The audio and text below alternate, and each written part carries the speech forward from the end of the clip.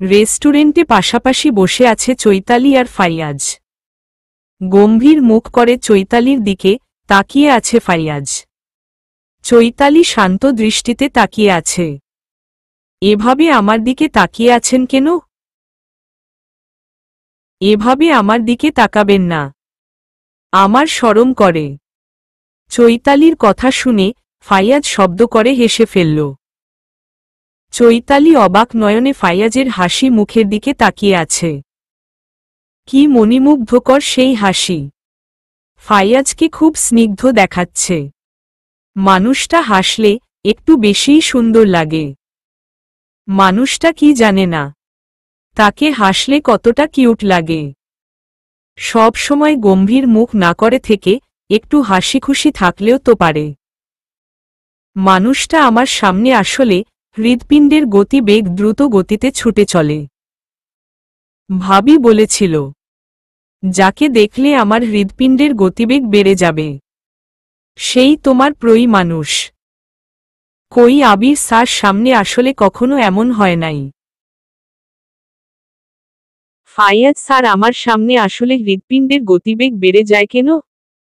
তবে কি ফাইয়াজ স্যারই আমার প্রিয় মানুষ? বলেই নিজের মাথা নিজেই দুহাত দিয়ে চেপে ধরল। মনে মনে হাজার বার নিজেকে ধিক্কার জানাল।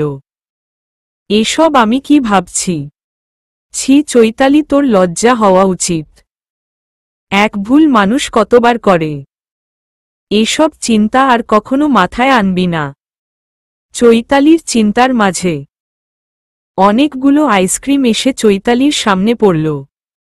চৈতালি মাথা ছেড়ে পাশে তাকিয়ে লম্বা একটা ছেলেকে দেখে পেল। চৈতালি আইসক্রিমের দিকে চোখ গোল গোল করে তাকিয়ে ফাইয়াজের দিকে তাকাল।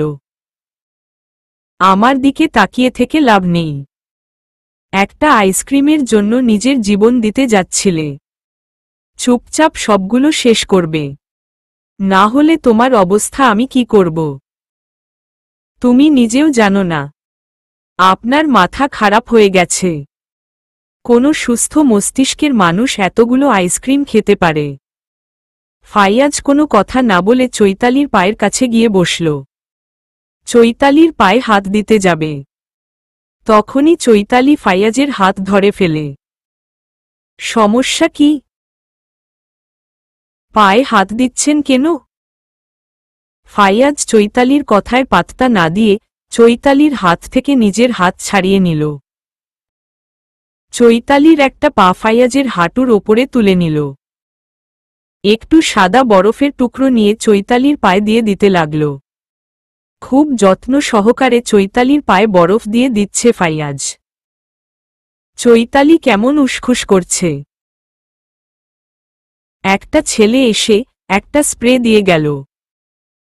স্প্রেটা চৈতালির পায়ে দিতেই চৈতালি শান্ত অনুভব করল। কিছুক্ষণের মধ্যেই চৈতালির পায়ের ব্যথা অর্ধেক কমে গেল। চৈতালি ফাইয়াজকে ধন্যবাদ জানাল। স্যার, আমাদের এবার অফিসে ফিরে যাওয়া উচিত। আগে সবগুলো আইসক্রিম শেষ করবে, তারপরে এখান থেকে যাবে। তা না হলে এখানে থেকে এক পাও নড়তে দিব না। আপনি আমাকে নড়তে না দেওয়ার কে? কোনো অধিকারে আপনি আমাকে আটকাবেন? আমার ওপরে নিজের অধিকার ফলাতে আসবেন না। কিছু বলছি না, তাই মানে এই না যে আমি বলতে জানি না। আমার থেকে দূরত্ব বজায় রেখে চলবেন। বলেই ধীর পায়ে হাঁটা শুরু করল চৈতালি। ফাইয়াজ মলিন হেসে উঠে চলে গেল। সন্ধ্যাবেলায় তানহা সকলের জন্য নাশতা তৈরি করছে। চৈতালি বাসায় চলে এসেছে অনেকক্ষণ। ইফাদ তো চৈতালির সাথেই আসে। আজকে আসতে এত দেরি হচ্ছে কেন? তানহার খুব চিন্তা হচ্ছে। এর মধ্যেই কলিং বেল বেজে উঠল। তানহা দৌড়ে গিয়ে দরজা খুলে দিল। ইফাদকে দেখে যেন নিজের প্রাণ ফিরে পেল। এতক্ষণ কোথায় ছিলে? আজকে আসতে এত দেরি হলো কেন? ইফাদ তানহার প্রশ্নের উত্তর না দিয়ে সোজা নিজের রুমে চলে গেল। তানহা রেগে ইফাদের দিকে তাকাল। তারপরে রান্নাঘরে গিয়ে চৈতালি আর কোকিয়া বেগমকে নাশতা দিয়ে আসলো। ইফাদের জন্য নাশতা নিয়ে নিজের রুমে আসলো। মহারাজ পায়ের ওপরে পা তুলে ফোনে স্ক্রোল করছে। তানহা কোনো কথা না বলে ইফাদের পাশে নাশতা রেখে চলে আসতে নিলেই ইফাদ এক হাতে তানহার হাত ধরে ফেলল। তোমার জন্য একটা সারপ্রাইজ আছে। তানহা ভ্রু কুঁচকে ইফাদের দিকে তাকাল। তানহা কথা বলছে না দেখে ইফাদ উঠে দাঁড়াল। তানহাকে হাত ধরে রুমের বাহিরে নিয়ে আসল। দরজার এক কোণে সাদা রঙের একটি বিড়ালের বাচ্চা দেখে খুশিতে চিৎকার দিয়ে উঠল তানহা। দৌড়ে বিড়ালের বাচ্চার কাছে গেল। এটা তুমি আমার জন্য নিয়ে এসেছ। বিড়ালটা কতটা কিউট। তুমি কোথায় পেলে? আমার কি যে খুশি লাগছে, তোমাকে বলে বোঝাতে পারবো না। বলতে বলতে বিড়ালের বাচ্চাটাকে কোলে তুলে নিল তানহা। একদম শান্ত বিড়ালের বাচ্চাটি। তানহা এক হাতে বিড়ালের নিয়ে আরেক হাতে ইফাদকে জড়িয়ে ধরল। তুমি খুশি হয়েছ? এই বিড়ালের বাচ্চা নিয়ে আসার জন্য আজকে দেরি হয়ে গেছে। তুমি আগে ফোন করে বলবে না? তোমার জন্য আমার অনেক চিন্তা হচ্ছিল। সারাদিন কিছু খাওয়া হয় নাই। চলো আগে কিছু খেয়ে নিবে। তানহা ইফাদকে খেতে দিয়ে ইফাদের পাশে বসে আছে। বিড়ালের বাচ্চার সাথে খেলা করছে। যেভাবে বিড়ালের বাচ্চাকে আদর করছো, এভাবে আমাকে আদর করতে পারো না? তোমার শরম করবে না? না। কেন? বউয়ের কাছে কিসের শরম? আগে তো কথায় কথায় শরম করছে, এখন শরম সব কোথায় গিয়েছে?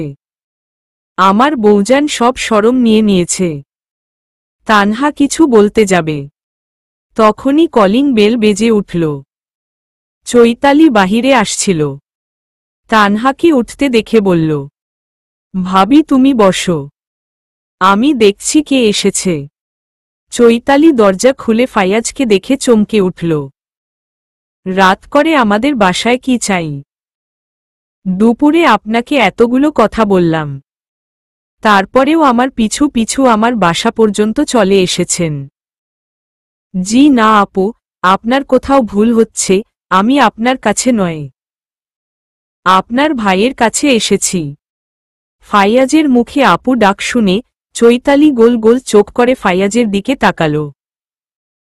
চৈতালি একটু সরে দাঁড়াল। ফাইয়াজ আস্তে করে বাসার মধ্যে প্রবেশ করল। তানহা আর ইফাদ ড্রয়িং রুমেই ছিল। ফাইয়াজ বলল, ভাইয়া আসব। ফাইয়াজকে দেখেই ইফাদের চোখমুখ শক্ত হয়ে এলো। কঠিন কণ্ঠে বলল, তুমি কেন আমাদের বাসায় এসেছ? তোমার বাবা জানে তুমি আমাদের বাসায় এসেছ? আমার ভাইটাকে শেষ করে তোমাদের শান্তি হয় নাই, আবার কাকে শেষ করার জন্য এসেছ? তুমি আগে আমার সব কথা শুনো, তারপরে না হয় যা বলার বলবে। ইফাদ রেগে রুমে চলে যেতে লাগল। তখনই ফাইয়াজ বলে উঠল, পুতুল আপুও মারা গেছে ভাইয়া। ইয়াদ ভাইয়া আত্মহত্যা করেছে শুনে পরের দিন ছাদ থেকে লাফ দিয়ে আত্মহত্যা করেছে। ইফাদ সামনের দিকে এগোতে গিয়েও থেমে গেল। ঘুরে ফাইয়াজের দিকে তাকাল। ফাইয়াজ অভিযোগের কণ্ঠে বলল, তোমার ভাইয়া কেন পুতুল আপুর সাথে পালিয়ে গেল না? পুতুল আপুর কোনো দিকে কমতি ছিল, দুজনেই শেষ হয়ে গিয়েছে। তবে কিসের ভয়ে দুজন আলাদা ছিল? বাবার ভয়। বাবা কি বা করতে পারত? দুজনকে মেরে ফেলতে পারত। তাতে কি হয়েছে? মৃত্যুর আগ পর্যন্ত দুজন একসাথে থাকতে পারত। দোষ শুধু আমার বোনের একার হবে কেন? তোমার ভাইয়ের কোনো দোষ ছিল না বলছ? তোমার ভাই পুতুল আপুর চিঠিটা হাতে পেয়েও কেন আপুকে নিয়ে পালিয়ে গেল না? উত্তর দাও ইফাদ ভাইয়া। সবাই তোমার বোনের মতো বেঈমান না। আমার ভাইয়াকে বললে ভাইয়া ঠিক পুতুল আপুকে বিয়ে করত। কিন্তু তোমার বোন আমার ভাইয়াকে ঠকিয়ে নিজের বাবার পছন্দ করা ছেলেকে বিয়ে করেছে। ফাইয়াজ চিৎকার দিয়ে উঠল। পুতুল আপু বিয়ে করে নাই।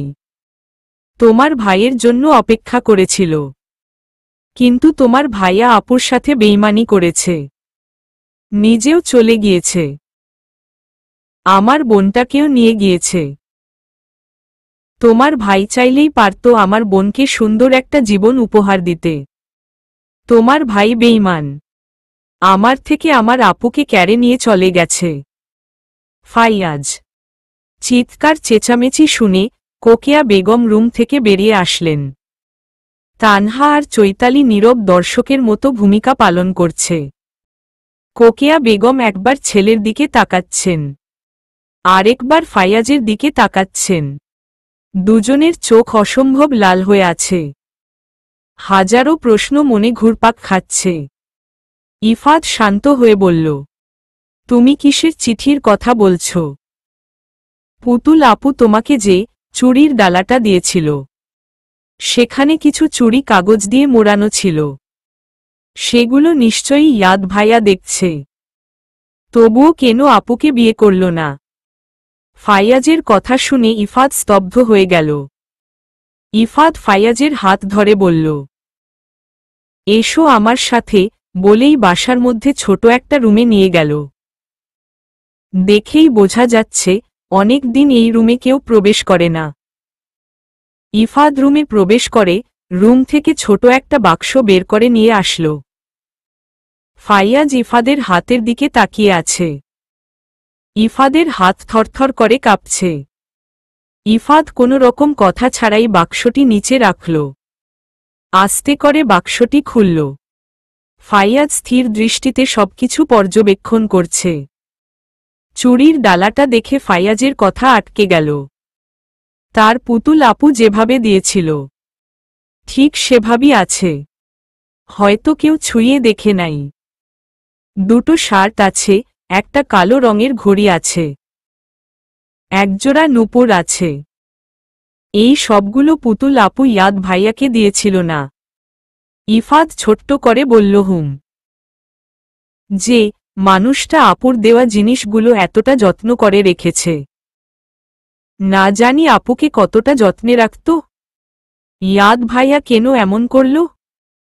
নূপুর জোড়া তোমার বোনের জন্য কিনেছিল। নিজে টিউশনি করিয়ে টাকা জমিয়ে কিনেছিল। তোমার বোনকে যেদিন দিবে, সেদিন তোমার বোন তোমার বাবার সামনে ভাইয়াকে থাপ্পড় মারে এবং বলেছে ভাইয়া যেন তাকে বিরক্ত না করে, সে তার বাবার পছন্দ করা ছেলেকে বিয়ে করবে। কথাগুলো শুনে ফাইয়াজের শরীরে কাঁটা দিয়ে উঠল। ফাইয়াজ দ্রুত নিচে বসে পড়ল। চুড়ি ডালা উলটপালট করে কিছু একটা খুঁজতে লাগল। কাগজে মোড়ানো চুড়িগুলো পেয়ে গেল। কাগজের লেখাগুলো পড়ে দুজনের চোখেই পানি চলে আসল। প্রথমেই আমি তোমার থেকে ক্ষমা চেয়ে নিচ্ছি। যাকে নিজের থেকে বেশি ভালোবাসা যায়, তার শরীরে নিজ হাতে আঘাত করা কতটা যন্ত্রণাদায়ক তা যদি তোমাকে এক বিন্দু দেখাতে পারতাম। তোমার হয়তো শরীরে আঘাত লেগেছে, কিন্তু আমি আমার কলিজাতে আঘাত করেছি। তুমি আমার ক্ষতটা অনুভব করতে পারছো ইয়াদ। আমি জানি তুমি আমার ওপরে রাগ করে আছো, তাই খুব গোপনে ফাইয়াজের মাধ্যমে ইফাতকে দিয়ে চুড়ির ডালাটা তোমার হাতে পৌঁছাতে সক্ষম হয়েছি। আমি জানি আমার চিঠিটা পড়ে তোমার মুখ হাসি ফুটে উঠেছে। আমি আবারও তোমার কাছে মাফ চেয়ে নিচ্ছি। আমি বাবার সামনে তোমাকে মারতে বাধ্য হয়েছি। তুমি তো জানোই আমি বাবাকে কতটা ভয় পাই। বাবা আমাদের সম্পর্কটা মেনে নিবে না। তিনি এক কথার মানুষ। আমাকে বলেছে আমি যদি তার কথা মতো বিয়ে না করি, তাহলে উনি তোমার ক্ষতি করে দিবে। ভয় রাজি হয়ে যাই, কিন্তু সারারাত নিজের সাথে যুদ্ধ করে সিদ্ধান্ত নিলাম। আমি তোমাকে অনেক ভালোবাসি। তোমাকে ছাড়া নিঃশ্বাস নিতেও আমার কষ্ট হয়। আমি আর পারছি না ইয়াদ। তোমাকে ছাড়া আমার দম বন্ধ হয়ে আসছে। আমাকে নিয়ে পালিয়ে চলো প্লিজ। আমি তোমাকে ছাড়া বাঁচতে পারবো না। বাবা এমনিতেই আমাদের ভালো থাকতে দিবে না। আমরা কেউ সারা জীবন থাকতে আসি নাই। যতগুলো দিন বেঁচে আছি, আমি তোমার সাথে বাঁচতে চাই। তোমার বউ হতে চাই। তোমার বাচ্চার মা হতে চাই। তোমাকে নিয়ে আমার অনেক স্বপ্ন, জানো, নিজের জন্য আজ স্বার্থপর হয়ে গিয়েছি। পরিবারের কথা ভাবছি না। তুমি যদি খারাপ হতে, বাবা যদি তোমার একটা খারাপ দিক দেখাতে পারত, তাহলে মনকে বুঝো দিতে পারতাম। তুমি পুরোটাই ভালোবাসার মানুষ। তোমাকে শুধু ভালোবাসা যায়। আমি বড্ড লোভী, জানো। এত ভালোবাসা রেখে অন্যের কাছে যেতে ইচ্ছে করছে না। আমাদের ছোট একটা সংসার হবে, যেখানে হাসি খুশি দিয়ে ভরা থাকবে। আজ রাত 12টায় আমি তোমার জন্য অপেক্ষা করব। জামাকাপড় সব গুছিয়ে নিয়েছি। তুমি আসলেই চলে যাব। তোমার অপেক্ষা থাকলাম, পুতুল। তানহা চিঠিটা পড়ে নিজের অজান্তেই দুফোঁটা অশ্রু বিসর্জন দিল। ইফাদ আর ফাইয়াজ কোথায় গিয়েছে তা জানার জন্য এসেছিল তানহা। দুজনকে নিস্তব্ধ হয়ে বসে থাকতে দেখে তাদের দিকে এগিয়ে আসল। ফাইয়াজ হাঁটুর মাঝখানে নিজের মুখ গুজে রেখেছে।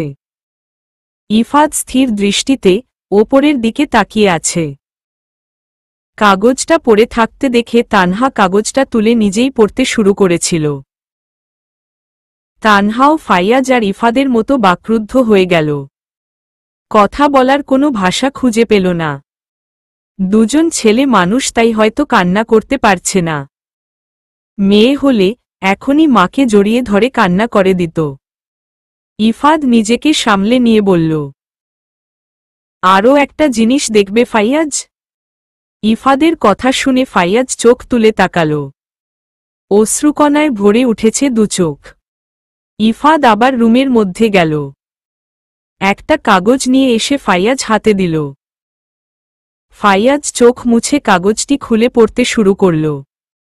আমার পুতুল, সত্যিই তুমি একটা পুতুল। ইচ্ছে করে তোমাকে রুমের মধ্যে সাজিয়ে রেখে প্রাণ ভয় দেখি। তোমাকে সারা জীবন দেখলেও ভরবে না আমার দুনয়ন। তুমি আমাকে মেরেছ, আমি তাতে কিছু মনে করি নাই। আমি ভালো করেই জানি আমার পুতুল সোনা তার বাবাকে কতটা ভয় পায়। আমাকে আঘাত করে সে আমার থেকে বেশি কষ্ট পেয়েছ, এটা আমি জানি। যাকে ছাড়া অন্য কাউকে নিয়ে কল্পনা করতে গিয়ে আমার দম বন্ধ আসে, তাকে অন্য কারো পাশে কিভাবে সহ্য করব। আমি অর্থের কাছে হেরে গেলাম পুতুল। তোমার বাবা তোমাকে নিলামে তুলেছে, শুধু টাকার অভাবে কিনতে পারলাম না। আমাকে তুমি মাফ করে দিও। আমি বেঁচে থাকতে কখনো তোমাকে অন্যের পাশে দেখতে পারবো না। তুমি স্বামী সন্তান নিয়ে সুখে থেকো। আমি না হয় ওপারে ভালো থাকব। এই রঙের দুনিয়ায় তোমাকে ছাড়া চাওয়ার কিছুই ছিল না। তোমাকে চাওয়ার ছিল, তোমাকে পেলাম না। চুড়িগুলো নিজে কামাই করে তোমাকে কিনে দিয়েছিলাম। বলেছিলাম কখনো চুড়িগুলো ফিরিয়ে দিও না। একটা বেকার ছেলে জানে টাকা কামানো কতটা কষ্টকর। তুমি আমাকে কথা দিয়েও কথা রাখলে না। চুড়িগুলো আমাকে ফিরিয়ে দিল। আমি খুব আঘাত পেয়েছি। তুমি ঠিকই বলো আমি খুব দুর্বল মনের মানুষ, তা না হলে সামান্য বিষয় নিয়ে এতটা কষ্ট পাই। তোমাকে ছাড়া থাকতে আমার খুব কষ্ট হচ্ছে জানো পুতুল। আমার দম বন্ধ হয়ে আসছে। আমি আর পারছি না পুতুল। তুমি আমাকে মাফ করে দিও। বাবার পছন্দ করা ছেলেকে বিয়ে করে সুখী হও। পারলে এই অধমকে ভুলে যেও। ইয়াদ, সব হয়েছে বাবার জন্য, আমি বাবাকে কোনো দিন ক্ষমা করব না। দুটি ফুল এভাবে ঝরে গেল। কি দোষ ছিল দুজনের? সব অনিয়মের দেওয়াল ভেঙে দুজনকে এক করে দিল। কি এমন ক্ষতি হতো? তাদের সুন্দর একটা সংসার হতো। দিন শেষ একজন আরেকজনের বুকে মাথা রেখে ঘুমোতে পারত। মানসিক শান্তির চেয়ে বড় শান্তি পৃথিবীর কোথাও নেই। ইয়াদ ভাইয়া আপুর চিঠিটা খুলেই দেখে নাই।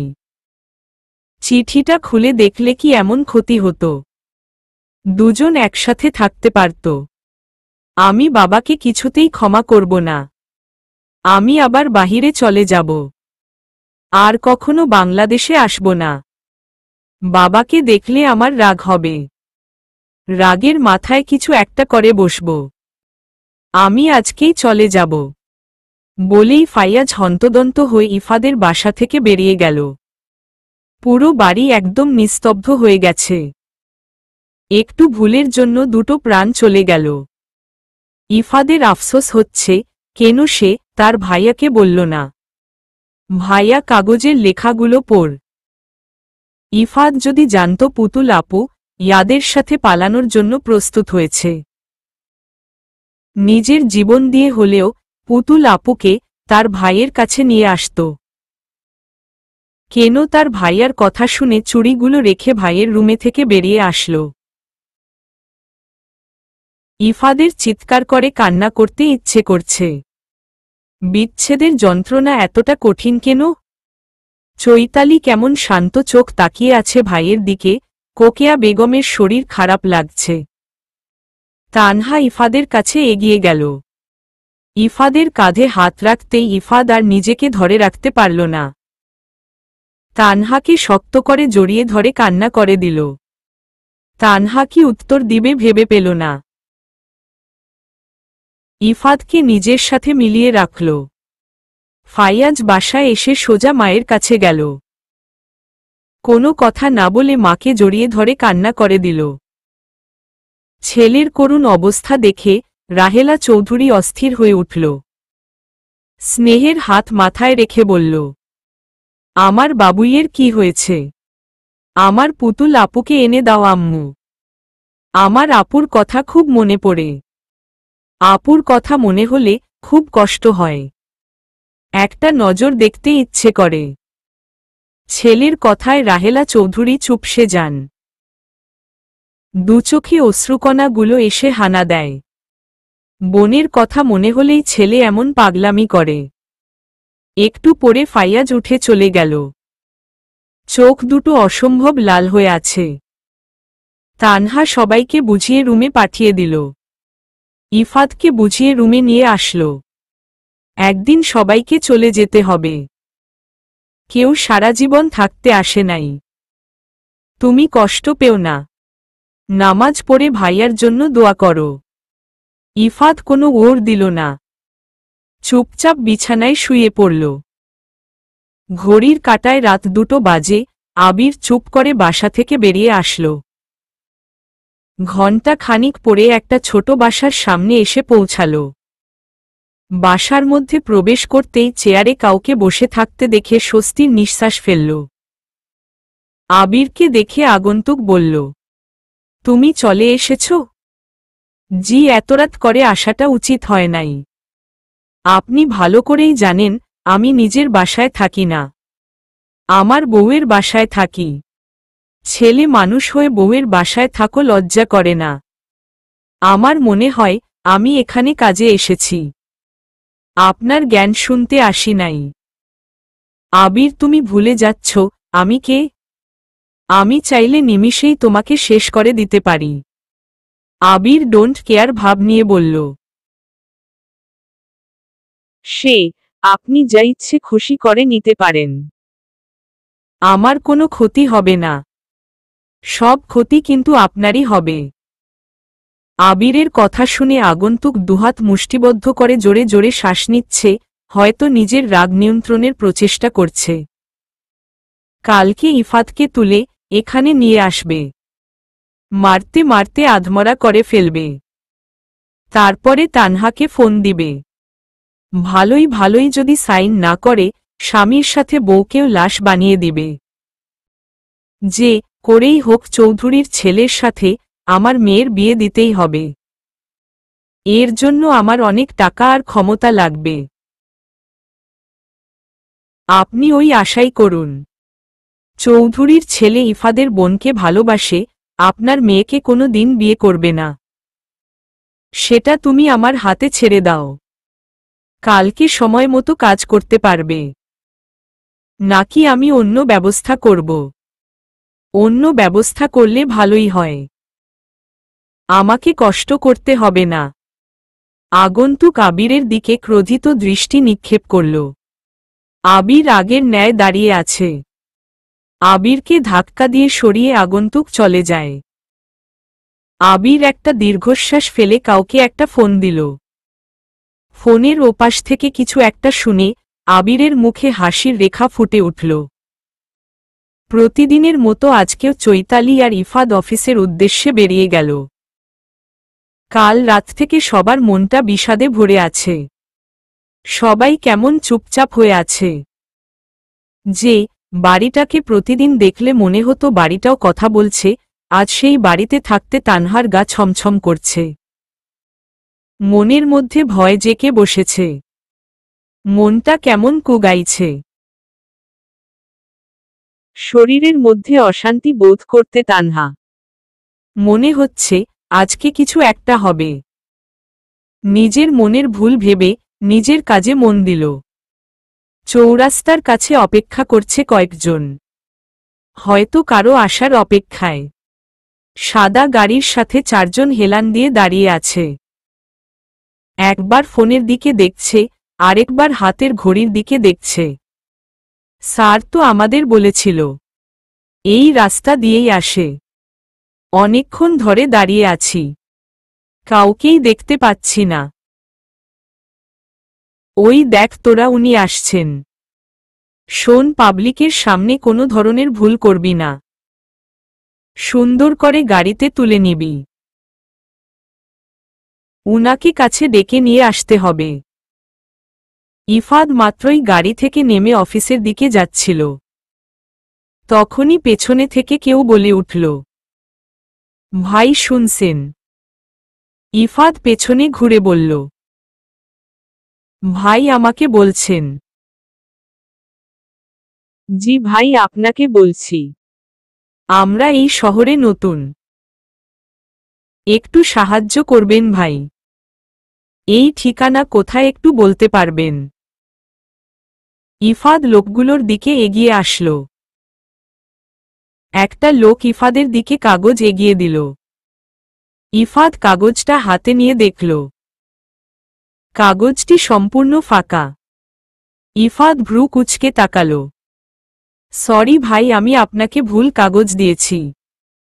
এটা আমাকে দেন, আমি আসল কাগজটা আপনাকে দিচ্ছি। ইফাদ বিরক্ত হয়ে চলে যেতে লাগলে পেছনে থেকে কেউ ইফাদের মুখে রুমাল চেপে ধরল। সেকেন্ডের মধ্যে ইফাদ সেন্সলেস হয়ে গেল। এরপরে আর ইফাদের কিছু মনে নেই। ফাইয়াজ মলিন মুখ করে অফিসে প্রবেশ করল। চৈতালি ফাইয়াজের দিকে তাকিয়ে আছে। আজকে ফাইয়াজের জন্য বড্ড মায়া হচ্ছে চৈতালির। ইচ্ছে হল ফাইয়াজের সাথে একান্তে কিছুটা সময় কাটাতে।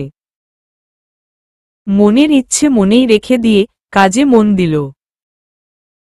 একটু পরে অভি এসে চৈতালিকে বলল, চৈতালি, ফাইয়াজ তোমাকে ডাকছে। বলেই অভি চলে গেল। চৈতালি উঠে ফাইয়াজের কেবিনের দিকে গেল। ফাইয়াজের থেকে অনুমতি নিয়ে ভেতরে প্রবেশ করল। স্যার আমাকে ডেকেছিলেন। চৈতালি কথায় মাথা নিচু করেই শান্তভাবে উত্তর দিল, আমাকে বিয়ে করবে চৈতালি? ফাইয়াজের শান্ত কণ্ঠে বলা কথাগুলো চৈতালির হৃদয় স্পর্শ করে গেল। পুরো শরীরে লোম দাঁড়িয়ে উঠেছে। ভেতরে অদ্ভুত একটা ভয় কাজ করছে। আচ্ছা, ফাইয়াজ মাথা নিচু করে আছে কেন? চৈতালির দিকে তাকাচ্ছে না কেন? কোনোভাবে নিজের কষ্টগুলো আড়াল করার চেষ্টা করছে। নিজেকে সামলে নিয়ে বলল, আমার পরিবার যদি আপনার সাথে আমাকে বিয়ে দেয় তাহলে করব, না দিলেও করব না। কারণ যাকে ভালোবাসি না তার সাথে আর যাই হোক সংসার করা যায় না। চৈতালির মুখে ভালোবাসি না কথাটা ধারালো অস্ত্রের মতো ফাইয়াজের বুকে আঘাত করল। ফাইয়াজ মাথা নিচু রেখেই বলল, আমি জানি ইফাত ভাইয়া কোনো দিন তোমার সাথে আমার বিয়ে দিবে না। নিজের জীবন শেষ করার জন্য আমি নিজেই যথেষ্ট। তার মানে তুমি আমাকে বিয়ে করবে না?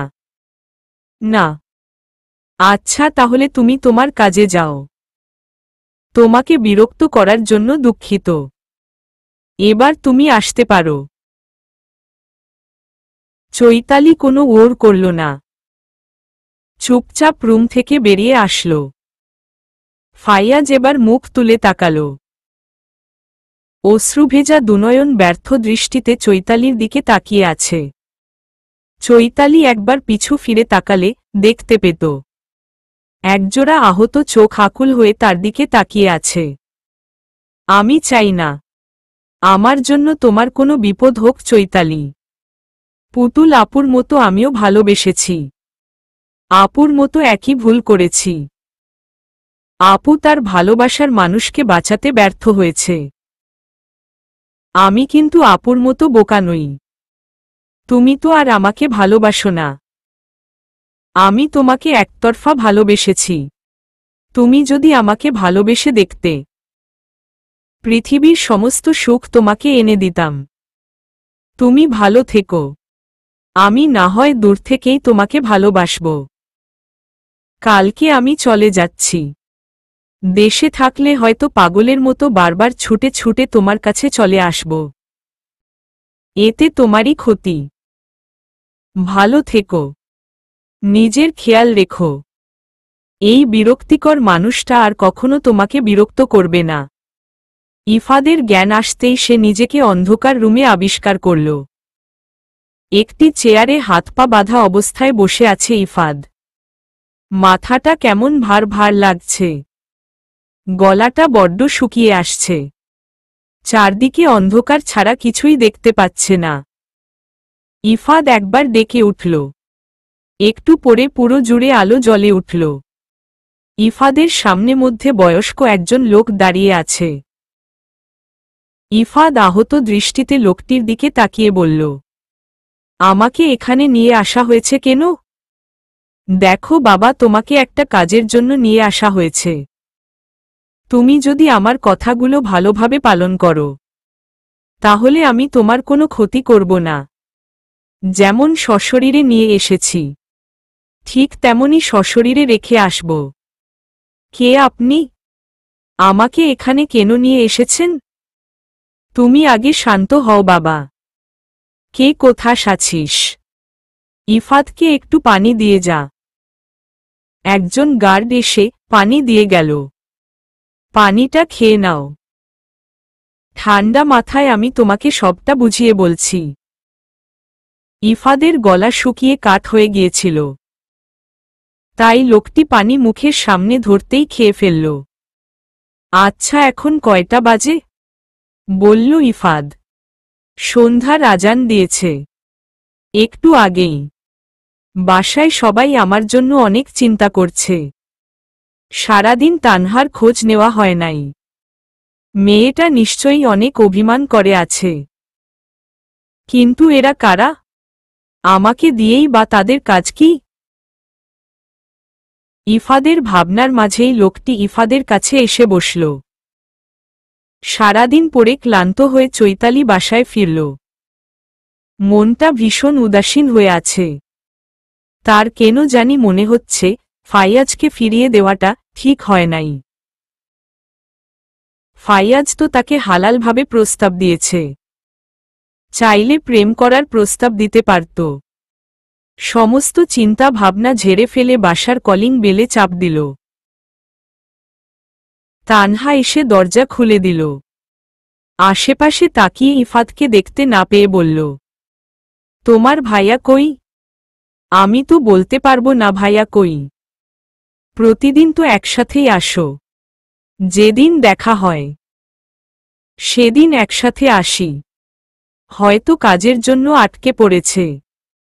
কাজ শেষ হলেই চলে আসবে। ও তাই হবে হয়তো, আজকে সারাদিন আমাকে ফোনও দেয় নাই। আমি দিয়েছিলাম, কিন্তু উনার ফোন বন্ধ পেয়েছি। আচ্ছা, বউয়ের বুঝি অভিমান হয়েছে। আজকে ভাইয়া বাসায় আসলে খবর করে দিও। চৈতালি, আমার ভালো লাগছে না। হঠাৎ কোনো কারণ ছাড়াই খুব খারাপ লাগছে। মাঝে মাঝে এমন হয় ভাবি। তুমি চিন্তা করো না ভাবি, ভাইয়া ঠিক বাসায় চলে আসবে। বলেই নিজের রুমে চলে গেল। আগন্তুকের কথা শুনে ইফাদ রেগে আগন্তুকের দিকে তাকাল। কঠিন কণ্ঠে বলল, অসম্ভব, আমাকে আপনার পাগল মনে হয়। আপনি আমাকে যেভাবে বলবেন আমি সবকিছু শুনব। আমি বেঁচে থাকতে কখনো এটা হতে দিব না। আমি যদি মরেও যাই তাহলে তানহার কারো পায়ের নিচে পড়তে হবে না। নিজেরটা নিজেই খেতে পারবে। আমাকে মৃত্যুর ভয় দেখিয়ে লাভ নেই। ইফাদ মৃত্যুর ভয় করে না। এতক্ষণ তোকে অনেক ভালো করে বুঝিয়েছি। তুই ভালো কথা শোনার মানুষই না। এই কে কোথায় আছিস? যতক্ষণ না রাজি হচ্ছে মারতে থাকবি। বলেই আগন্তুক চলে গেল। দুজন লোক এসে ইফাদকে মারতে শুরু করল। টানা 2 ঘন্টা ইফাদের শরীরে আঘাত করা হয়েছে। দাঁতের ওপরে দাঁত চেপে ব্যথা সহ্য করেছে। অতিরিক্ত মারার ফলে ইফাদ আবার সেন্সলেস হয়ে গেল। ঘড়ির কাঁটায় রাত 2টো ছুঁই ছুঁই। ইফাদ এখনো বাসায় ফিরে নাই। সবাই রাত জেগে ইফাদের জন্য অপেক্ষা করছে। তানহার পুরো শরীর ভয়ে জমে এসেছে। বুকের মাঝখানে অসম্ভব ব্যথা অনুভব করছে। খুব শক্ত হয়ে বসে আছে। চিন্তায় মাথা কাজ করা বন্ধ করে দিয়েছে। আম্মা, আপনি অসুস্থ মানুষ, এভাবে আর কতক্ষণ বসে থাকবেন? আপনি রুমে গিয়ে ঘুমিয়ে পড়েন। চৈতালি, তোমার কাল অফিস আছে, তুমিও গিয়ে ঘুমিয়ে পড়ো। আমার ইফাদ কোনো দিন এমন করে না। আমার ছেলে ঠিক আছে তো? আমার খুব চিন্তা হচ্ছে। চৈতালি আরেকবার তানভীরকে ফোন দিয়ে দেখতো ফোন ধরে কিনা। বুঝতে পারছি না তানভীর ভাই কেন ফোন তুলছে না। বলতে বলতে আবার ফোন দিল। সাথে সাথে তানভীর ফোন রিসিভ করল। হ্যালো তানভীর ভাই, আমি চৈতালি বলছিলাম। আজকে ভাইয়া বাসায় ফিরে নাই। আপনি কিছু জানেন? ইফাদ আজকে অফিসেও আসে নাই। আমি তো বলতে পারবো না। ইফাদ কোথায় গেছে? আচ্ছা ভাইয়া, এটা জানার জন্যই এতরাতে বিরক্ত করলাম। আমি আন্তরিকভাবে দুঃখিত। সমস্যা নেই বোন। সকাল হলে আমিও খোঁজ নিয়ে দেখছি। বলেই কল কেটে দিল। উনি অফিসে যান নাই। তাহলে কোথায় গিয়েছে? উনার কোনো বিপদ হলো না তো আবার? ভাবি, সকাল হতে দাও। রাতে ভাইয়া বাসায় না আসলে আমরা পুলিশের সাহায্য নিব। তানহার ভেতরে ঝড় বইয়ে যাচ্ছে। অতিরিক্ত চিন্তার কারণে কপালে বিন্দু বিন্দু ঘামের কণা তৈরি হয়েছে। হাত পা কেমন অবশ হয়ে আসছে। চৈতালি আর কোকিয়া বেগম অপেক্ষা করতে করতে ড্রয়িং রুমেই ঘুমিয়ে পড়েছে। ঘুম নেই তানহার চোখে, সারারাত ঘুমোয় নাই। দুচোখ লাল হয়ে আছে। পুরো মুখ একদম ফুলে উঠেছে। বারবার দরজার কাছে গিয়ে দেখেছে ভোর হবার সাথে সাথে কতবার বাহিরে গিয়ে ঘুরে আসছে। তার কোনো হিসেব নেই। 7টা বাজতেই চৈতালিকে ডেকে তুলল। শেষ রাতে ঘুমোনোর ফলে কোকিয়া বেগম আর চৈতালিকেও নামাজ পড়ে নাই।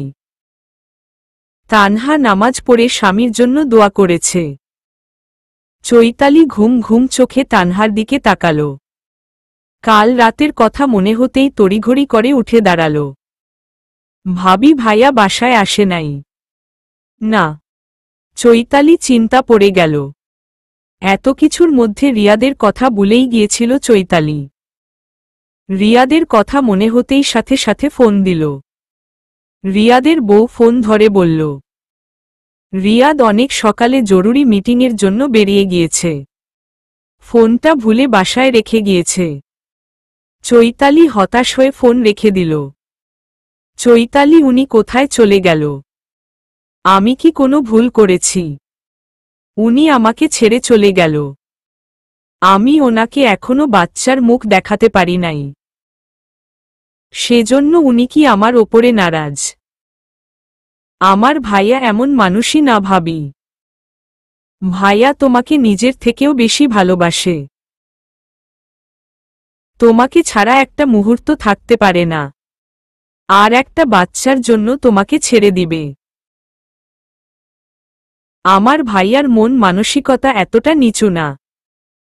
তুমি অতিরিক্ত চিন্তা করার ফলে তোমার মাথায় এসব উল্টাপাল্টা চিন্তা আসছে। আমার খুব ভয় হচ্ছে পুরো একটা দিন কেটে গেল, উনার কোনো খোঁজ পেলাম না। উনাকে ছাড়া নিজেকে বড্ড অসহায় মনে হয়।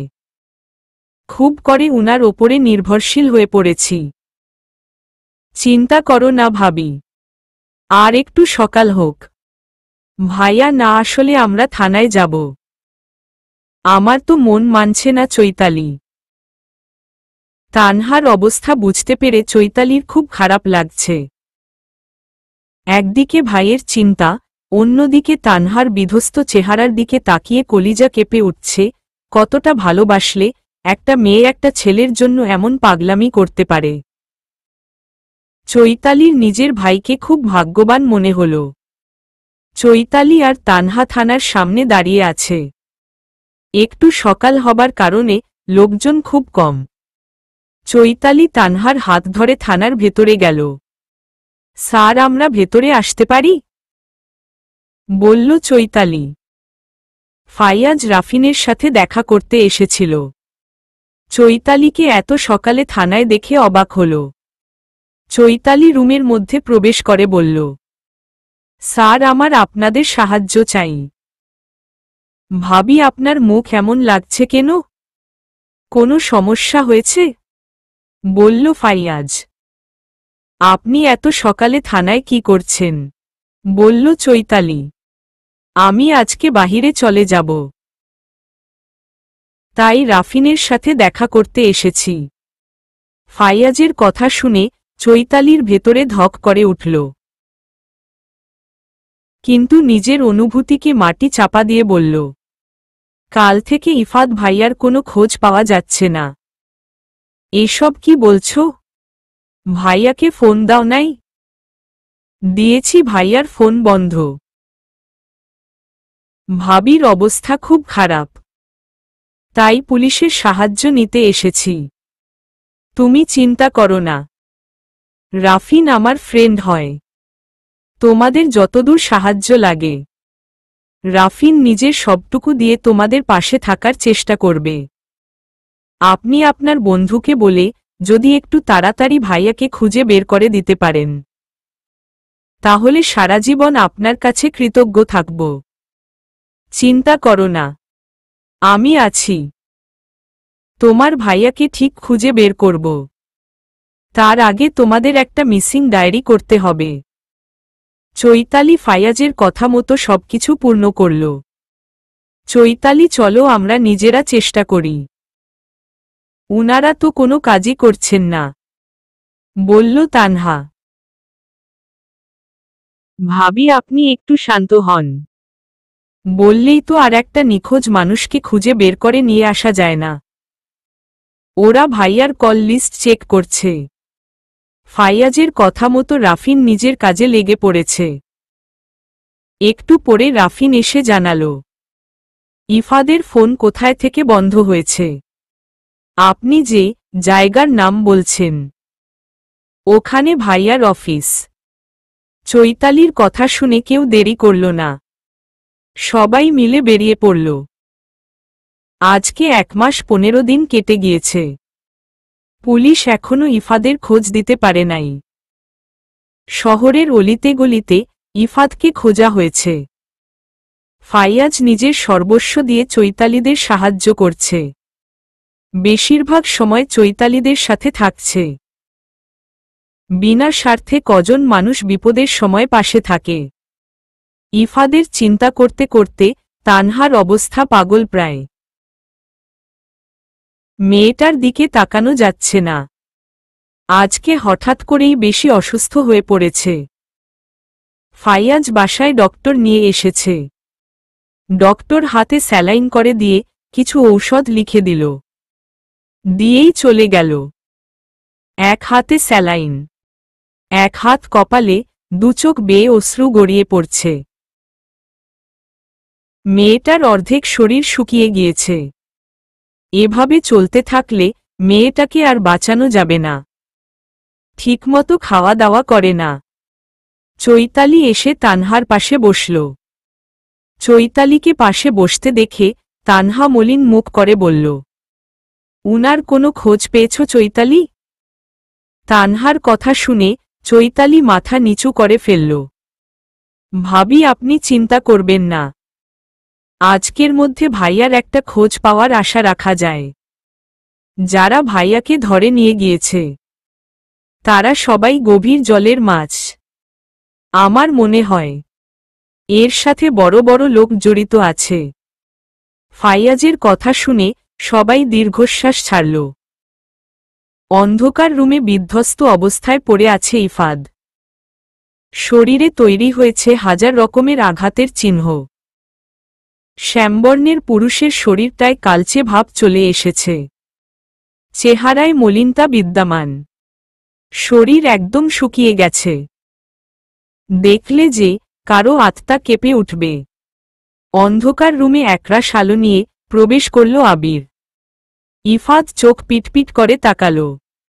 তা ইফাদ ভাইয়া, বলুন আপনার 1 মাস 15 দিনের যাত্রা কেমন লাগল? আমাকে মেরেছিলেন না? বলেছিলাম এর প্রতিশোধ একটু একটু করে নিব, তিলে তিলে শেষ করে দিব। আবির তার কথা রেখেছে। আপনার দম আছে, মানতে হবে। এত মার খাওয়ার পরেও বেঁচে আছেন। তানহার ভাগ্য আছে বলতে হবে। তানহার কথা শুনতাই ইফাদের বুকের মধ্যে মোচড় দিয়ে উঠল। ভাঙা ভাঙা কণ্ঠে বলল, আবির ভাই, একবার তানহার সাথে কথা বলিয়ে দিবে। আমাকে তোমরা মেরে ফেলো, না হলে তানহার কাছে দিয়ে আসো। তাকে কাছে না পাওয়ার অসহ্য যন্ত্রণায় আমি 1000 বার মরে গিয়েছি। তানহা আমার চিন্তায় শেষ হয়ে যাচ্ছে। আমি কথা দিচ্ছি, তোমাদের বিষয়ে একটা কথাও বলবো না। শুধু বলবো আমি ভালো আছি, ঠিক আছি। ওর কণ্ঠস্বর একটু শুনতে চাই। আমার তোমার দুটো হাত ধরে বলছি, একটা বার কথা বলিয়ে দাও। একটা মেয়ে কতটা ভাগ্যবান হলে এমন স্বামী পায়। আজকে তোমার জন্য মন থেকে ভালোবাসা আসছে। বিশ্বাস করো ইফাদ, আজকে আমি নিরুপায়। আমি চাইলেও তোমাকে সাহায্য করতে পারবো না। তুমি ওদের শর্তে রাজি হয়ে যাও।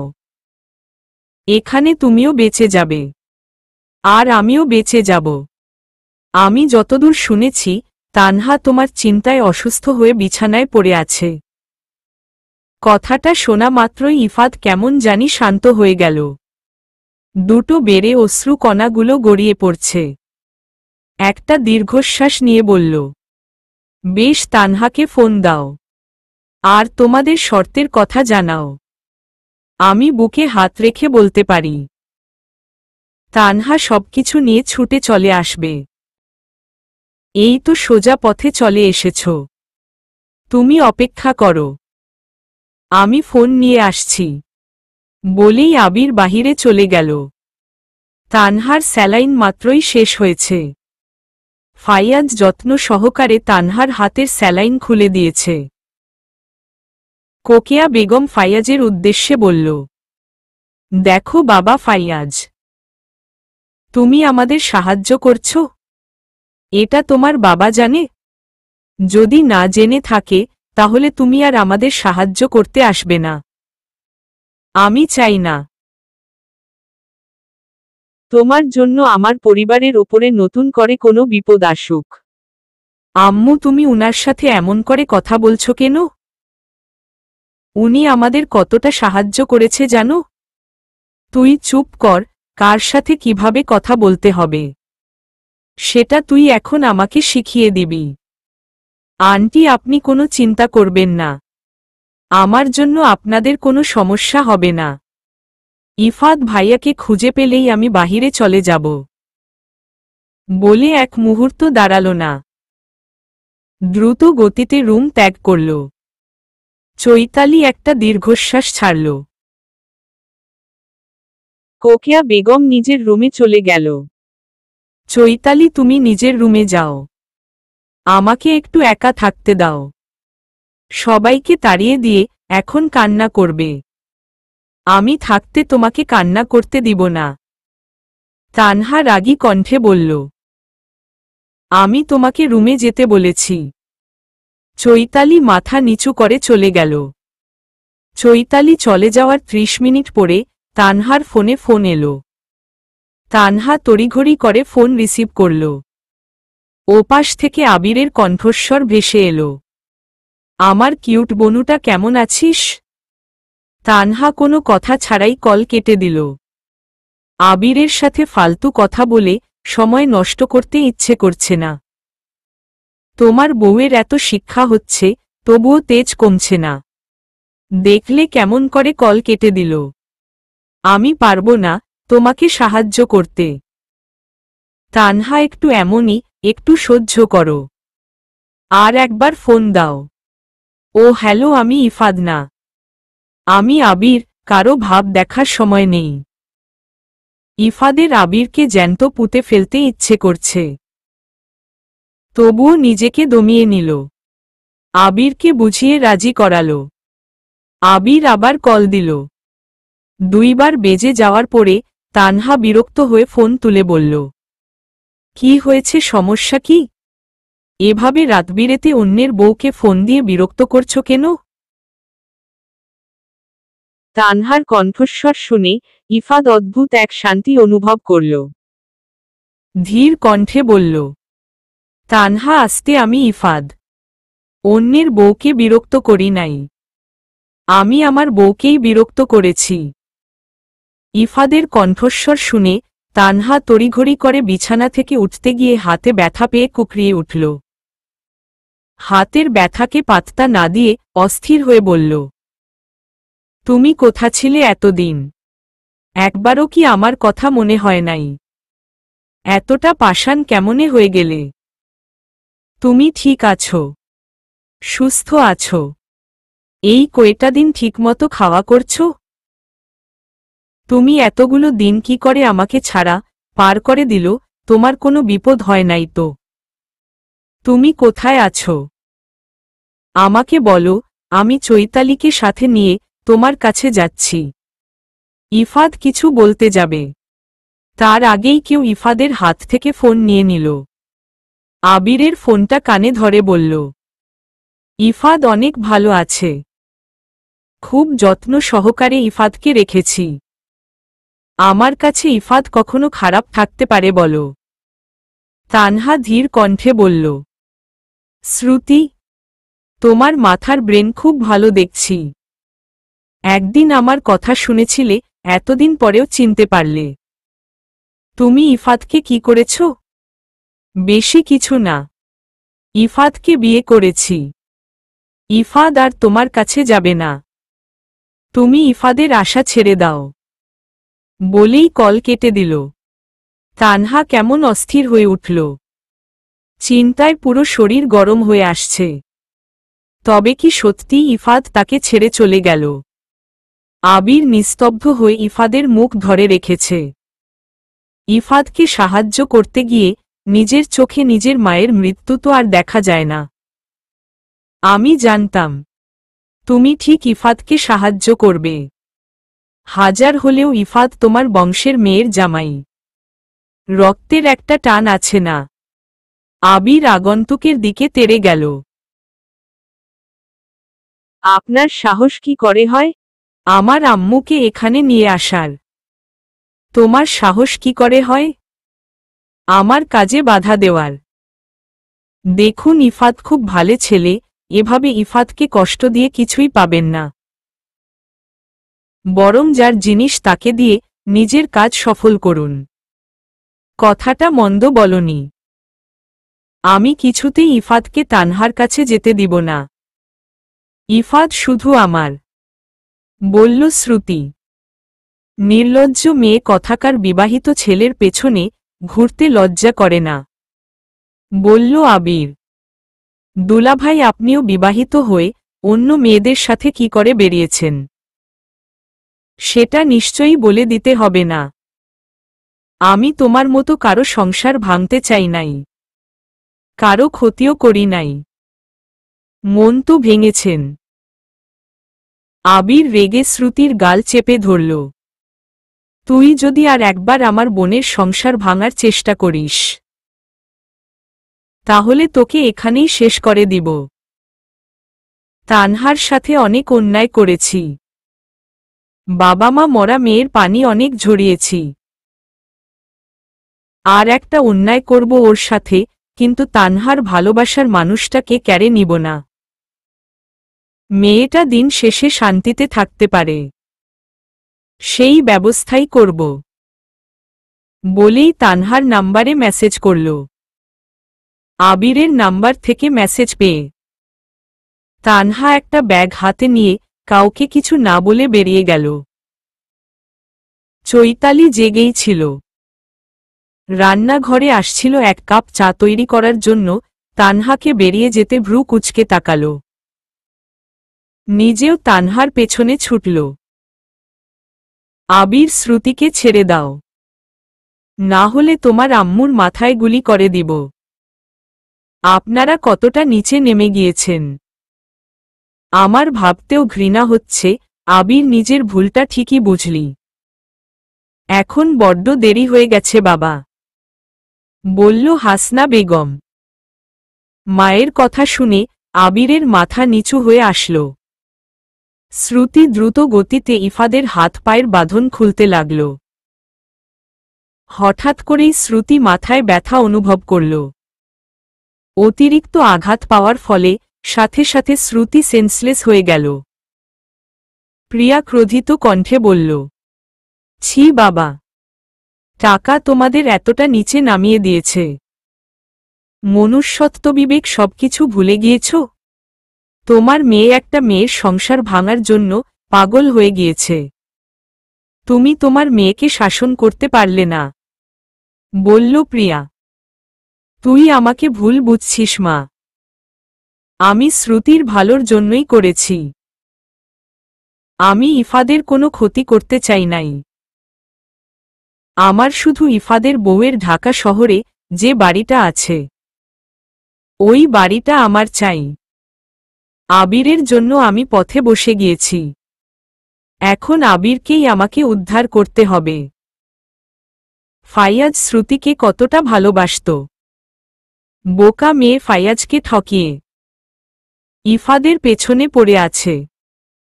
চৌধুরী সাহেব আমাকে শ্রুতি আর ফাইয়াজের বিয়ের প্রস্তাব দিয়েছেন। তুই বুঝতে পারছিস এখন আমার টাকা পয়সার কতটা প্রয়োজন।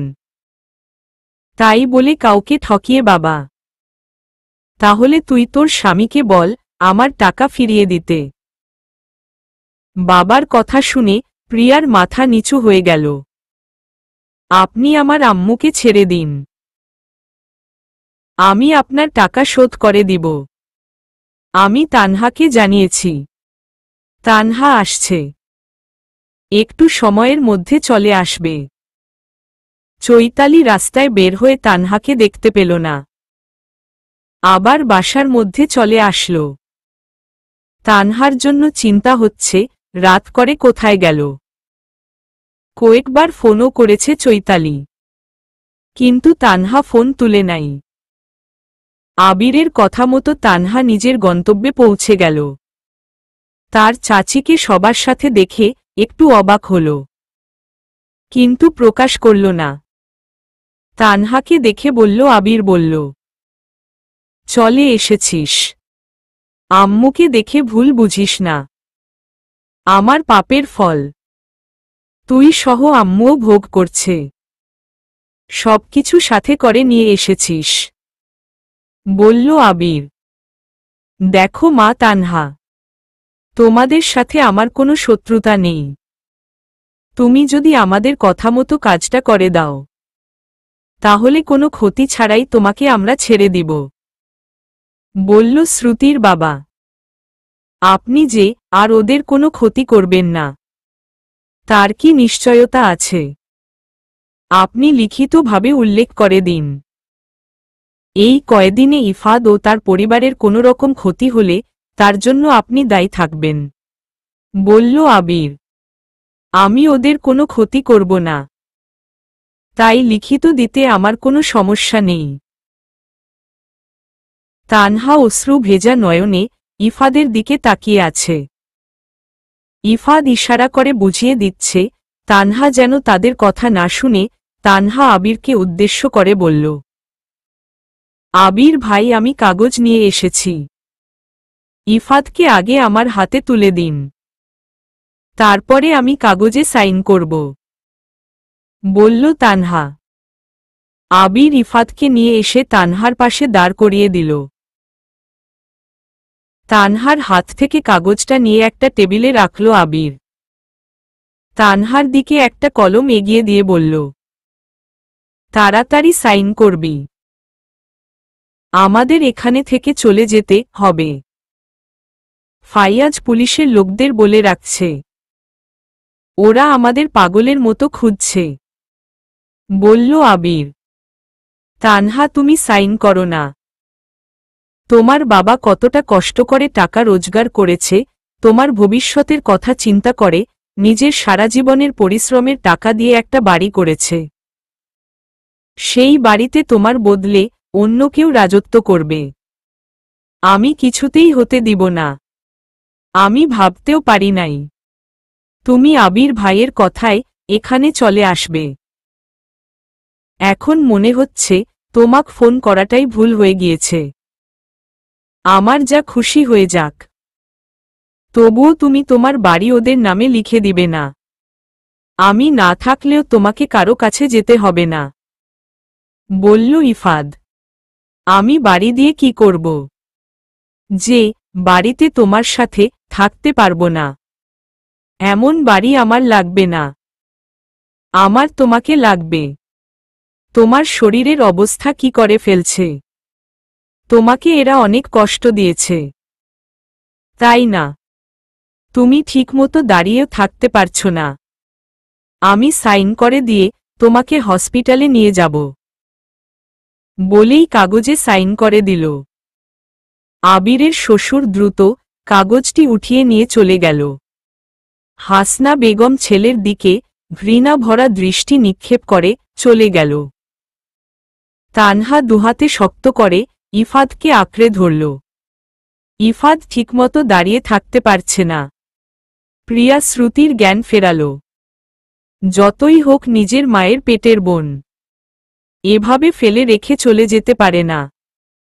তানহাকে ইফাদের পাশে দেখে শ্রুতি মাটিতে পড়ে থাকা লোহার রোডটা হাতে তুলে নিল। ছুটে এসে ইফাদরে মাথায় আঘাত করে বসল। ঘটনা এত দ্রুত ঘটল, সবাই বুঝতে ওঠার আগেই শেষ হয়ে গেল। ইফাদ আঘাতটা সহ্য করতে পারল না, সাথে সাথে মাটিতে লুটিয়ে পড়ল। প্রিয়া এসে শ্রুতিকে কষে থাপ্পড় বসিয়ে দিল। রাগে পুরো শরীর কাঁপছে প্রিয়ার। নিজের রাগ নিয়ন্ত্রণ করতে না পেরে আরও 4টা থাপ্পড় বসিয়ে দিল। তানহা রেগে শ্রুতির গলা চেপে ধরল। তোর সাহস হয় কি করে আমার স্বামী গায়ে হাত দেওয়ার? তোকে আজকে খুন করে ফেলব। নিজের সবটুকু শক্তি দিয়ে শ্রুতির গলা চেপে ধরে আছে তানহা। শ্রুতি বাঁচার জন্য ছটফট করছে। অদ্ভুতভাবে ভেতর থেকে আলাদা শক্ত কাজ করছে তানহার। এমন করে চলতে থাকলে শ্রুতি শ্বাসরোধ হয়ে মারা যাবে। প্রিয়া তানহাকে ছাড়িয়ে দেওয়ার চেষ্টা করছে। শ্রুতির মুখ দিয়ে হালকা রক্ত আসতে শুরু করেছে। তা দেখে তানহা আরো শক্ত করে শ্রুতির গলা চেপে ধরল। তানহার ভেতরে জেদ কাজ করছে। শেষে আবির এসে তানহাকে ছাড়িয়ে দিল। তানহা তেড়ে আবার শ্রুতির দিকে গেল। শ্রুতির কিছু চুল নিজের হাতের মুঠোয় পুড়ে নিল। শ্রুতি ব্যথায় কুকরিয়ে উঠল। অনবরত কেশে চলেছে শ্রুতি। আবির অনেক কষ্ট করে তানহাকে শ্রুতি থেকে ছাড়াল। প্রিয়া শ্রুতির ঘাড় ধরে টানতে টানতে নিয়ে চলে গেল। রাগের মাথায় এতক্ষণ ইফাদের কথা ভুলেই গিয়েছিল। দ্রুত ইফাদের কাছে আসল। ইফাদের মাথা নিজের কোলে তুলে নিল। অনবরত ইফাদকে ডাকতে লাগল। কিন্তু ইফাদের কোনো হুঁশ নেই। তানহা অসহায় দৃষ্টিতে আবিরের দিকে তাকাল। আবির ভাই, আমাকে একটু সাহায্য করো না। তোমাকে বেশি কিছু করতে হবে না, শুধু হসপিটাল পর্যন্ত পৌঁছে দিয়ে আসবে, বলল তানহা। তুই আমাকে মাফ কর বোন, আমি এমনিতেই অনেক ঝামেলার মধ্যে ফেঁসে আছি। তোকে সাহায্য করতে গিয়ে আমি নিজে বিপদে পড়তে পারবো না। তোকে সাহায্য করতে গিয়ে নিজের অনেক বড় ক্ষতি করে ফেলছি। এবার নিজেরটা নিজে বুঝে নে। এখানে যে কোনো সময় পুলিশ আসতে পারে। আমি চলে গেলাম। দেখে শুনে ইফাদকে হসপিটালে নিয়ে যা। ইফাদের শরীরের অবস্থা খুব একটা ভালো না, বলেই আবির চলে গেল। শহর থেকে অনেকটা দূরে ইফাদকে নিয়ে আসা হয়েছে। এখন তানহা একা একা কি করবে? আজকে নিজেকে সবচেয়ে অসহায় মনে হচ্ছে। তানহা কোনো উপায় না পেয়ে চৈতালিকে ফোন করল। তানহার ফোন পেয়ে দ্রুত ফোন তুলল চৈতালি। ভাবি, তুমি কোথায় গিয়েছ? তোমার জন্য আম্মু খুব চিন্তা করছে, তাড়াতাড়ি বাসায় চলে এসো, বলল চৈতালি। এখন কথা বলার সময় নেই। আমি তোমাকে একটা ঠিকানা দিচ্ছি, যত তাড়াতাড়ি পারবে একটা গাড়ি নিয়ে চলে আসো। তোমার ভাইয়ার অবস্থা খুব একটা ভালো না, তাড়াতাড়ি হসপিটালে নিয়ে যেতে হবে। চৈতালি কেমন জানি স্তব্ধ হয়ে গেল। তানহার কথা শুনে এক মুহূর্ত দেরি করল না। হাতে কিছু টাকা নিয়ে বেরিয়ে পড়ল। তানহার পুরো শরীর অবশ হয়ে আসছে। চিন্তা মাথা কাজ করা বন্ধ করে দিয়েছে। এত দূরে একটা গাড়ির দেখাও মিলছে না। পাগলের মতো হয়ে চারদিকে ঘুরছে। হঠাৎ করে বাহিরে গাড়ির আওয়াজ শুনতে পেল তানহা। চৈতালির এত দ্রুত আসা সম্ভব না। তাহলে কে আসলো? তাদের কেউ মেরে ফেলতে আসে নাই তো আবার? তানহাকে অবাক করে দিয়ে চারজন পুলিশ আর ফাইয়াজ প্রবেশ করল। ফাইয়াজকে দেখে তানহা স্বস্তির নিঃশ্বাস ছাড়ল। দ্রুত ফাইয়াজের কাছে আসল। আপনারা সাথে গাড়ি নিয়ে এসেছেন, তাড়াতাড়ি উনাকে হসপিটালে নিয়ে যেতে হবে। তানহার কথা শুনে কেউ দেরি করল না। ইফাদকে গাড়িতে তুলে হসপিটালের উদ্দেশ্যে বেরিয়ে পড়ল। তানহা চৈতালিকে ফোন করে আসতে নিষেধ করে দিল। চৈতালিকে সোজা হসপিটালে যেতে বলল। ইফাদকে জরুরি বিভাগে নেওয়া হয়েছে। তানহা, চৈতালি, ফাইয়াজ বাহিরে দাঁড়িয়ে অপেক্ষা করছে। তানহাকে ছটফট করতে দেখে চৈতালি তানহাকে নিজের পাশে বসিয়ে নিল। ভাবি, চিন্তা করো না, ভাইয়া ঠিক হয়ে যাবে, বলল চৈতালি। তুমি আম্মাকে কিছু বলো না। আম্মা এমনিতেই অসুস্থ, সারারাত জেগে চিন্তা করবে, সকালে এসে একবারে দেখবেন। তুমি আম্মাকে ফোন দিয়ে জানিয়ে দাও উনি ঠিক আছেন। তানহা মাথা নিচু করে বসে আছে। মাথায় হাজার রকমের চিন্তা। 1 ঘন্টা হয়ে গেছে, এখনো ডক্টররা বের হচ্ছে না কেন? তানহাকে এভাবে শক্ত হয়ে বসে থাকতে দেখে ফাইয়াজের বেশ ভালো লাগছে। বিপদের সময় নিজেকে শক্ত রাখা বুদ্ধিমানের কাজ, বিপদের সময় কজনই বা নিজের শক্ত রাখতে। একটু পরে ডক্টর বেরিয়ে আসলো। এসেই সবাইকে উদ্দেশ্য করে বলল, উনাকে প্রচণ্ডভাবে শারীরিকভাবে অত্যাচার করা হয়েছে। শরীর বিভিন্ন রকমের আঘাতের চিহ্ন পাওয়া গিয়েছে। ঠিকমতো খাওয়া দাওয়া না করার ফলে শরীরে অপুষ্টির অভাব দেখা দিয়েছে। মানসিকভাবেও তিনি ভেঙে পড়েছিলেন। এত কিছুর পরেও উনি বেঁচে আছেন। আল্লাহ তাআলার কাছে লাখ লাখ শুকরিয়া আদায় করুন। টানা 6 মাস উনাকে বেড রেস্টে রাখবেন। বেশি বেশি পুষ্টিকর খাবার খাওয়াবেন। যত পারবেন চিন্তা মুক্ত রাখবেন। ওনার শরীরটা প্রচণ্ড দুর্বল। উনি এত কিছু কিভাবে সহ্য করেছে ভাবতেই অবাক হচ্ছি। উনার ঘুমের প্রয়োজন আছে, তাই ঘুমের ঔষধ দিয়ে দিয়েছি। সকালে দেখা করতে পারবেন বলেই ডক্টর চলে গেল। ডক্টরের কথা শুনে সবাই স্বস্তির নিঃশ্বাস ছাড়ল। ফাইয়াজ চলে আসতে চাইলে চৈতালি বলল, আপনি কোথায় যাচ্ছেন? বাসায় চলে যাচ্ছি। এখানে আমার আর কোনো কাজ নেই। তোমার আম্মু আমাকে এখানে দেখলে কষ্ট পাবে। আমি চাই না আমার জন্য কেউ কষ্ট পাক বলেই চলে গেল। আজকে 15 দিন পরে ইফাদকে বাসায় নিয়ে আসা হলো। ইফাদ আগের থেকে অনেকটাই সুস্থ হয়েছে। শরীরের দাগগুলো মিলিয়ে যেতে শুরু করেছে। ইফাদের যত্নের কোনো কমতি রাখে নাই তানহা। আল্লাহর রহমতে আর তানহার যত্নে ইফাদ এখন অনেক ভালো আছে। কিন্তু তানহার শরীর দিন দিন খারাপের দিকে যাচ্ছে। আগের থেকে বেশি অসুস্থ হয়ে পড়েছে। এখন মাঝে মাঝেই অসুস্থ হয়ে পড়ে। আজকেও মাথা ঘুরে পড়ে গিয়েছিল। ডক্টর কিছু টেস্ট দিয়েছে। সময় করে তানহাকে করে নিতে বলেছে। ইফাদের খেয়াল রাখতে গিয়ে নিজের কথাই ভুল গিয়েছে তানহা। বাসায় এসে আবার কাজে লেগে পড়েছে। কয়টা দিন ভালোমতো ঘুম হয় নাই তানহার। ইফাদ কত করে বলল একটু ঘুমিয়ে নিতে, মহারানী বাসায় এসে কাজ করতে লেগে পড়েছেন। তানহা ঘর ঝাড়ু দিচ্ছে। ইফাদ তীক্ষ্ণ দৃষ্টিতে তানহার দিকে তাকিয়ে আছে।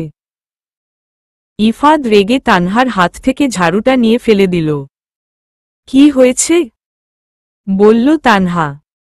তুমি আমার বাড়ির বউ নাকি কাজের লোক? এটা আমি বুঝে উঠতে পারি না, বলল ইফাদ। আজব, নিজের সংসারের কাজ করলে কেউ কাজের লোক হয়ে যায়। আমার সংসারের কাজ আমি করব না, তাহলে কে করবে শুনি? সারাদিন কাজ করলে হবে? নিজের শরীরের কি হাল করেছ দেখছ? শরীর থাকলে এমন হবেই। জ্বালাবে না, আমাকে কাজ করতে দাও। এতদিন দূর ছিলাম, আমাকে কত ভালোবাসতে, এখন কাছে এসেছি। সব ভালোবাসা উবে গিয়েছে। মনে হচ্ছে আবার দূরে চলে যাই। ইফাদের কথার কোনো ওড় না দিয়ে হঠাৎ করেই তানহা দৌড়ে রুমের বাহিরে চলে গেল। ইফাদ ভ্রু কুঁচকে তাকাল। রুমের বাহিরে এসে তানহাকে বমি করতে দেখে ইফাদ অস্থির হয়ে উঠল। দুহাতে তানহাকে আগলে নিয়ে বলল, কি হয়েছে তোমার? কয়দিন হলো দেখছি একটু বেশি অসুস্থ হয়ে পড়ছ। বমি করতে করতে মেয়েটা একদম ক্লান্ত হয়ে গিয়েছে। আহত চোখ ইফাদের দিকে তাকাল। ইফাদ পানি দিয়ে তানহার মুখ ধুইয়ে দিল। তারপরে রুমে নিয়ে এসে শুইয়ে দিল।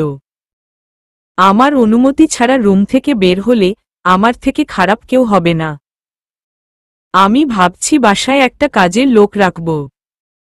সবকিছু তোমার পক্ষে একা কাজ করা জুলুম হয়ে যায়। তাই তো অসুস্থ শরীর নিয়েও তোমাকে কাজ করতে হয়।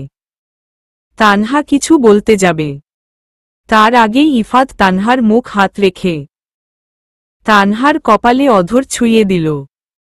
তানহার মাথায় হাত বুলিয়ে দিয়ে বলল, তুমি একটু বসো, আমি আম্মুর রুম থেকে আসছি। বলেই মায়ের রুমে চলে গেল। ইফাদ মায়ের রুমে এসে মায়ের পাশে বসল। কোনো ভনিতা না করেই বলল, আম্মু, তানহার শরীরটা একদমই ভালো না।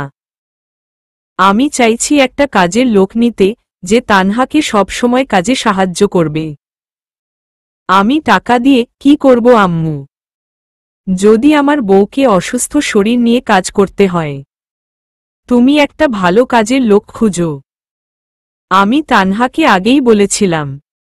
তানহা বলেছে, আমার সংসারের কাজ আমি নিজেই করতে পারব। তুই বল বাবা, তাহলে আমি কি করব? তুমি ওর কথা কানে নিও না। খুব তাড়াতাড়ি একটা মেয়ে খুঁজে বের করো। তুই অসুস্থ শরীর নিয়ে আসতে গেলি কেন? তুই চিন্তা করিস না, আমি কালকে খোঁজ খবর নিব। ইফাত কোনো কথা বলল না, উঠে চলে গেল। চলবে।